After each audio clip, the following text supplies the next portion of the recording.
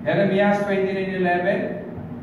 Alam ko kung paano ko tutok pa rin. Grabe, magandang pangako. Tutok pa rin ko ang plano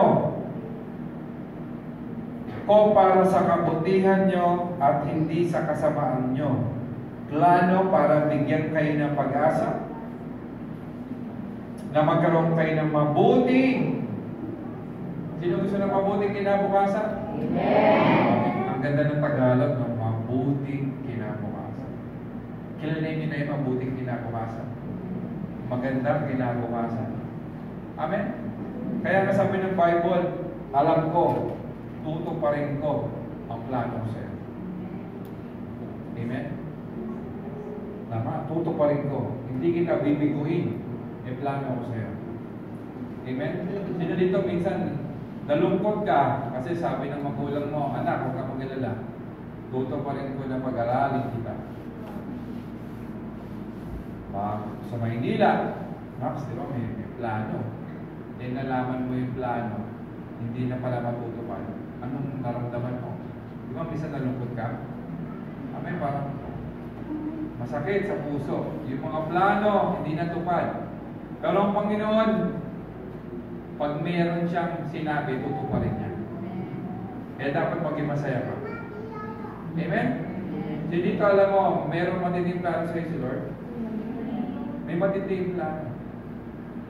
Hindi lang plano para bigyan ka ng maraming pera. Hindi ganoon si Lord. Hindi niya, parang plano ka sa Lord, may plano ka bang bigyan ako ng mga mali-malitang pera? Hindi ka lang bibigyan ni Lord ng kayamanan sa mundo. Ang bibigay sa'yo ni Lord yung plano, yung calling, no? yung assignment mo. Sino niniwala? May dahilan ba't ka nabuhay? Tama? May dahilan bakit ka niligtas ng Panginoon. Yun ang plano niya. May assignment siya. Tama? Meron siyang assignment sa'yo na pinapagawa.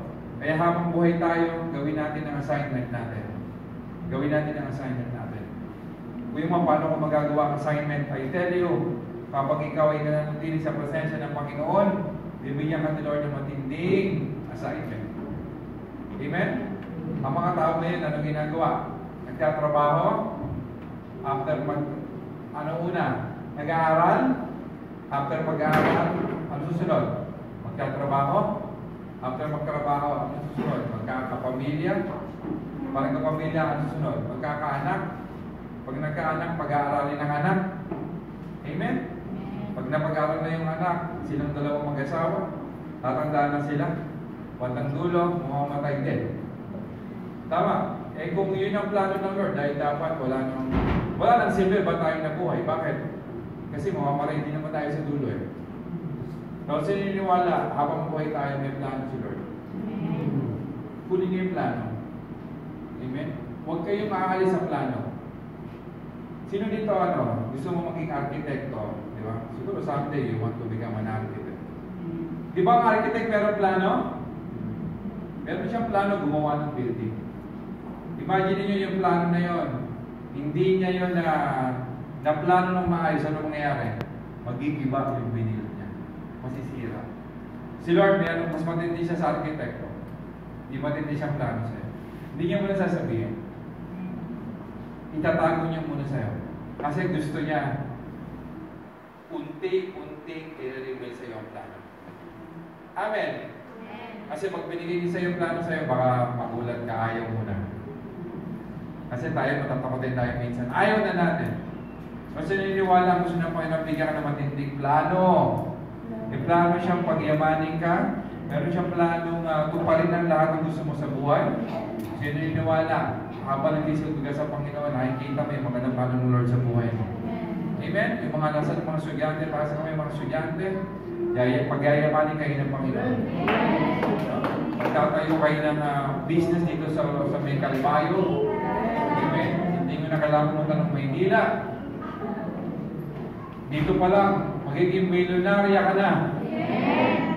Tama ba?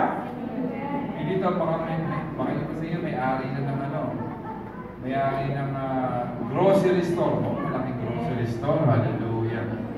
Baka dito, meron kang sarili mong Starbucks version.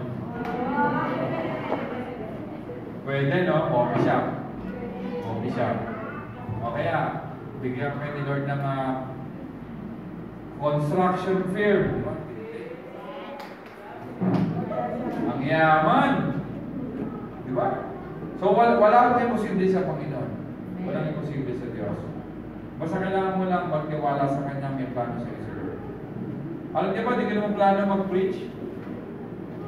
Di ko pa, 20 years ago, mahihain ba? Ano ba sa baraya ang mahihain? Mahihain. Agud? Awud? Agunod. Isang taon pa, masasanay na. Di ba? Mahihain ako, mahihain. Ayaw kong nagsasalita sa harapan. Kasi namumula na sa shy type pa. Pero after 20 years, ito pala yung plano sa akin ng Panginoon.